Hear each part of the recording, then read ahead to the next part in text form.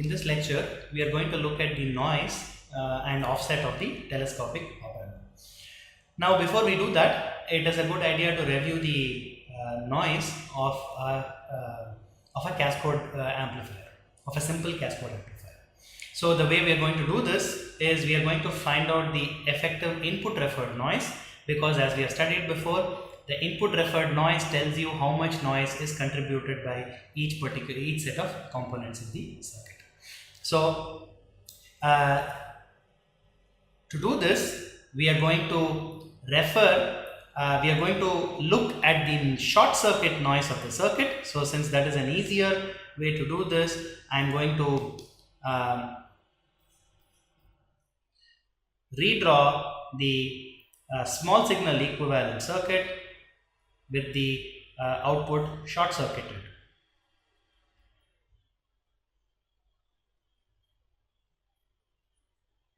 So, we want to find out the short circuit noise, and in this particular case I will use this polarity for a very specific reason.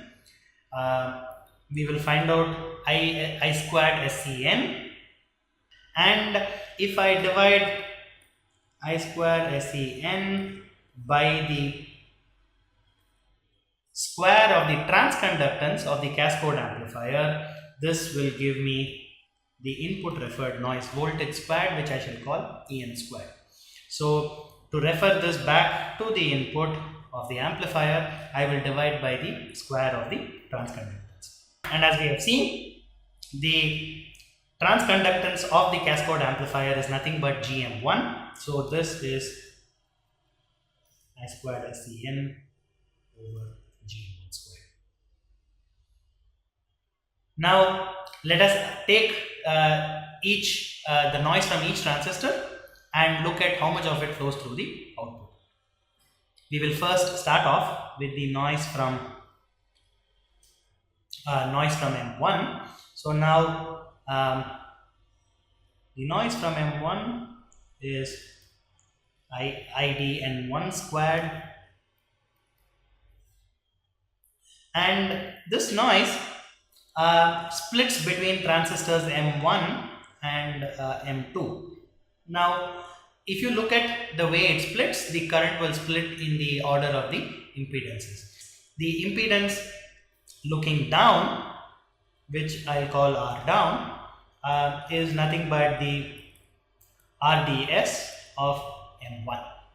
The impedance looking up, which I'll call R up, is nothing but 1 over Gm2, because I have a short circuit at the drain of M2. So, this means Gm2 is much larger than GDS2, 1 over Gm2 is much smaller than RDS1, and this means that almost all of IDN squared flows into M2. The complete current flows through M2 and flows into the short circuit. Therefore, the first component of the noise, I will call that ISCN1 squared is equal to IDN1 squared. Now, let us look at the noise from M2. So, if you look at the noise from M2,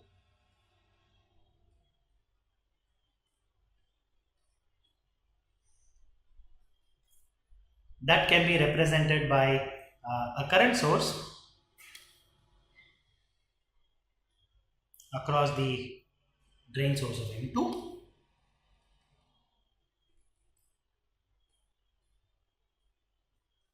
And we want to find out how much of this current flows through the short circuit. So, we want to find out the component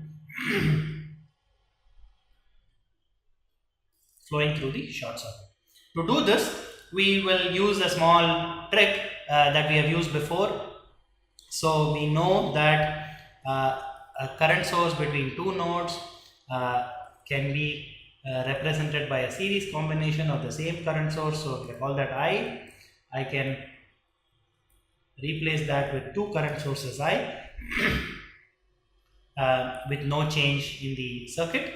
And again, this can be changed as two current sources I with a short circuit at the common mode point. So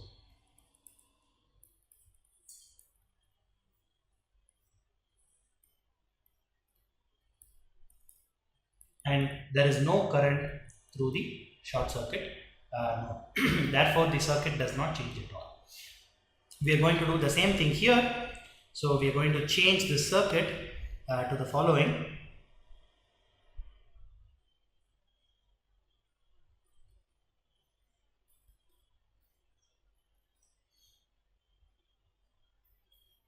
I'm going to show show the two current sources in red and blue.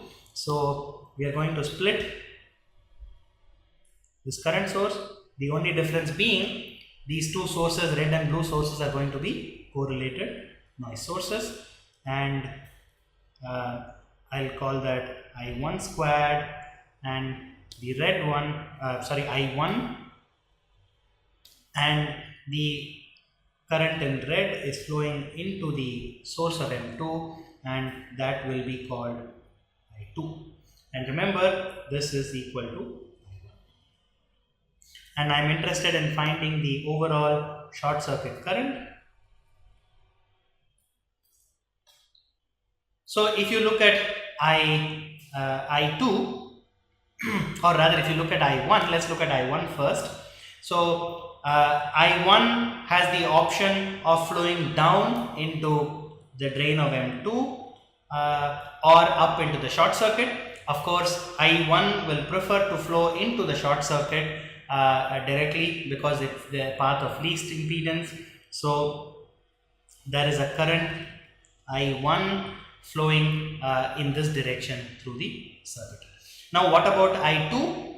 If you look at I2 also has the option of flowing through two paths in the circuit. It either has the option of flowing upwards or flowing downwards.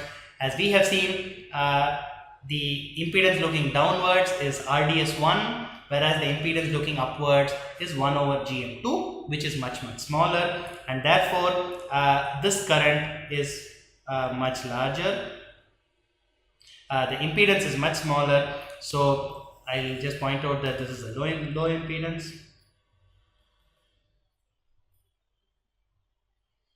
Therefore, as seen in red, I2 flows in this direction. Therefore, ISCN2 is equal to I1 minus I2 is equal to 0, since I1 and I2 have the same magnitude. This means that the noise from the cascade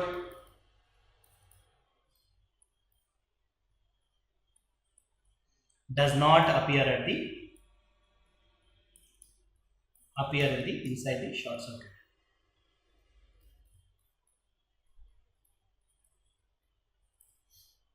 So the noise from even though the cascade produces noise, its noise does not appear at the short circuit node. It keeps circulating inside the device, and eventually if you measure the input referred noise, you will find that the cascade does not produce any noise at all. So therefore, En squared is nothing but IDN1 squared.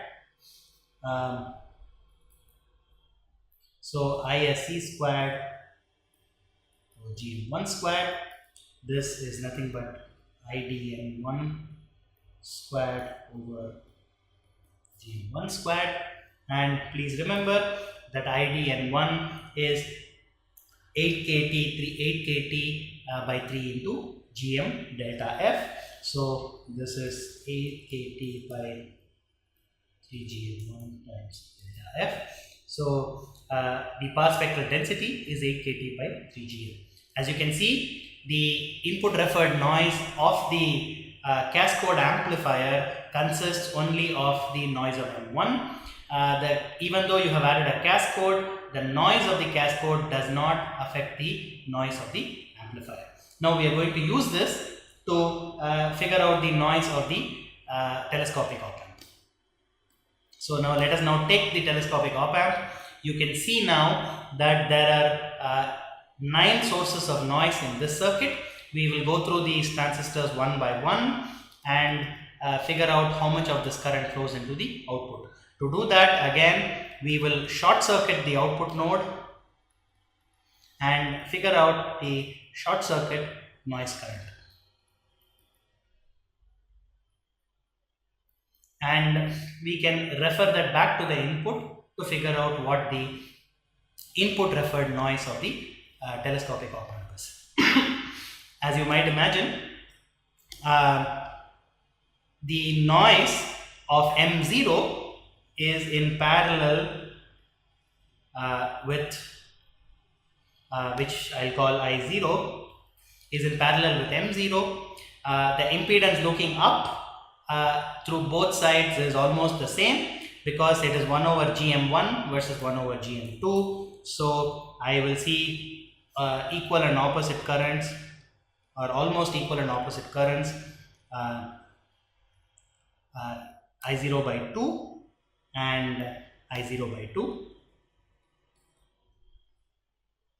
and this current gets mirrored as I0 by 2 through M8 and M6, and therefore since these two currents are correlated, there is no short circuit current noise at the output due to M0. So there is a current I0 by 2 entering this node, and there is a current I0 by 2 leaving this node. So M0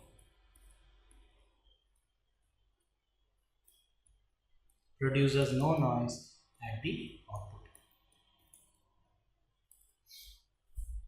Now what about M1 and M2? As far as noise of M1 is concerned, you will find that this current has 2 paths to split. So we will now use the same method as we did for the cascode device. The reason we cannot use symmetry is because as far as noise is concerned, this is not a virtual ground, is not a signal ground, because of asymmetry.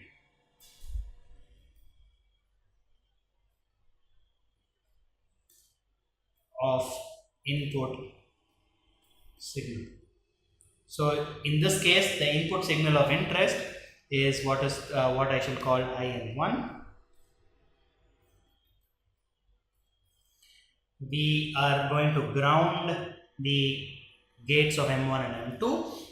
As you can see, as far as the signal is concerned, which is IN1 in this case, the circuit is no longer has a line of symmetry, and therefore you cannot consider the circuit to be symmetric on both sides.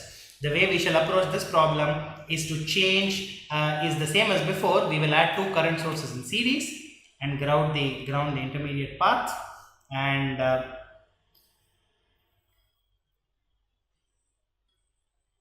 we shall see how the signal travels through the circuit. So I'll show that in red and blue as usual. So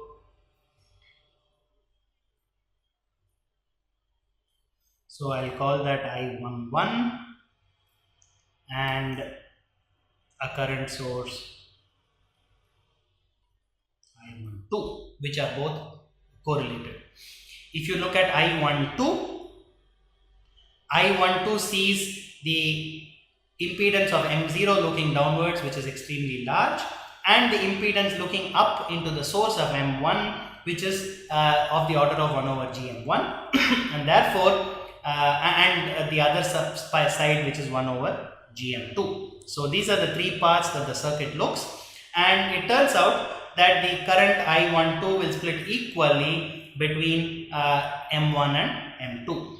These 2 parts are of course symmetric now. So now this current flows into M7. So this is I12 over 2, and therefore there is a current I12 over 2 flowing into the M8. What happens to the current flowing here? There is a current flowing in M2 of value I12 over 2, and that current flows into this, and therefore this current is 0, because by applying KCL at the output node, there is no current through the short circuit. Now what about the current source in red? You will find that this current has two paths to flow at this node. It can flow upwards, looking up into the source of M3, which happens to be a very low impedance, versus flowing down where it has a very high impedance, which is that looking down impedance at the drain of M1. Therefore, what happens is that most of this current flows from M3, and this current flows down through M7 and gets reflected through M8. So this current is I11. There is very little current flowing through M1, M0, M2 and M4, and this current flows through the short circuit. Therefore, if you look at the noise of M1,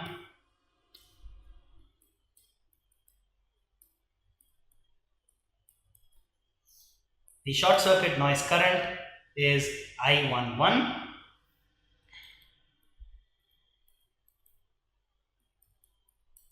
which is equal to IN1, the drain thermal noise of M1. So therefore, ISC1 squared is this is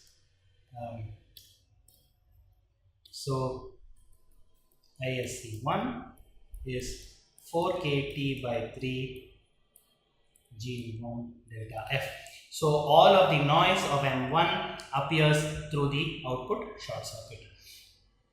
You can do a similar analysis for M2 and show that ISC2 is also 4 kT by 3 into GM2 delta F. This is the squared noise at the output due to M2. Now, what about M3 and M4? You will find that noise of M3 and M4 does not appear at the output. This is because of the cascode action of M3 and M4. Because M3 and M4 are cascode transistors, their noise does not appear at the output. Now, what about M5 and M6? It turns out that same is true for M5 and M6. Noise of M5 and M6 does not appear at the output. Finally, we need to look at the noise of M7 and M8. So let us take the noise of M8 itself. We will show that in blue.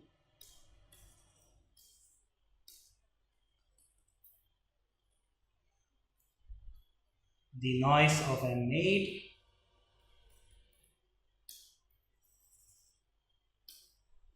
is a current source which is I8 squared in parallel with M8.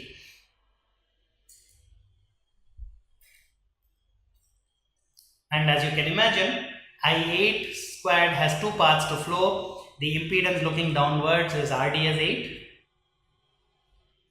whereas the impedance looking down is 1 over GM6. So most of I8 tends to flow through M6 and eventually through the output short circuit. Therefore, I will say that ISC3 is equal to ISC3 squared is equal to I8 squared, and this is nothing but 4 kT by 3 into GM8 delta delta F. Similarly, you will find that noise of M7, which is I7 squared, also appears at the output. I'll call that ISC4 squared. This is I7 squared. This is 4KT by 3 into GM7 delta F. Finally, we know that GM1 is equal to GM2, GM7 is equal to GM8, and we also know that the overall transconductance of the op-amp is nothing but GM1. Therefore, we can say that En squared over delta F, this is the input referred squared voltage noise density. This is nothing but the total short circuit noise current divided by GM. So maybe first we will write down the total short circuit noise current. The total short circuit noise current is 16 kT by 3 into GM1 plus GM7. Therefore, the total input referred noise squared voltage density is 16 kT by 3 GM1 to 1 plus GM7 over GM1. Please note that this is very similar to the noise of the input referred noise of the one stage op-amp.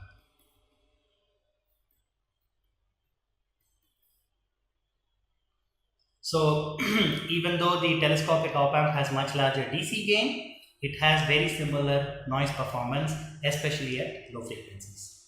Now finally, we will write down the expression for the offset without deriving it directly. I'll just point out that the behavior of an offset voltage or current is similar to that of noise. So I'll just point out that as far as offset is concerned, we are going to consider only VT mismatches.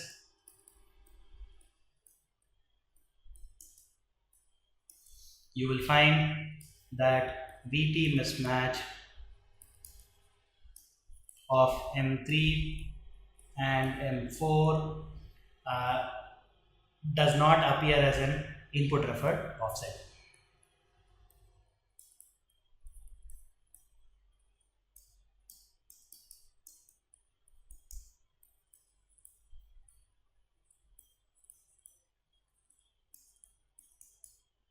Just as their noise did not appear when referred back to the input, the VT mismatch of M3 and M4 is also reduced and does not appear at the input of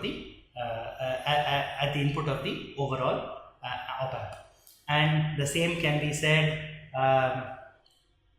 for M5 and M6. So I'll write them in blue. So we will say that M3, M4, M5 and M6. This is similar to the that for noise. Now what about VT mismatch of M1 and M2? It turns out that VT mismatch of M1 and M2 appears directly at the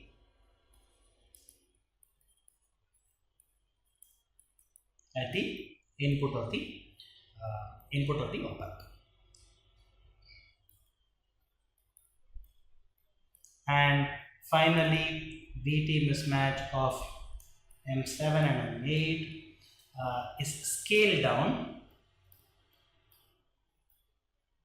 scaled by the relative GMs when you refer it back to the input. So the input referred offset voltage, which is represented by its standard deviation, I'll say sigma squared OS in, has two components.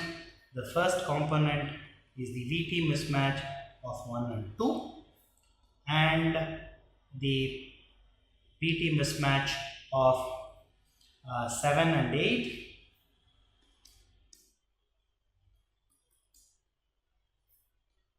scaled by the ratio of GM7 to GM1 whole square.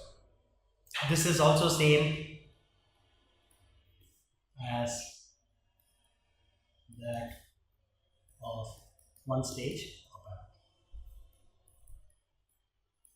So there are some parameters that are different for the telescopic op-amp and some that are the same when compared with the one stage.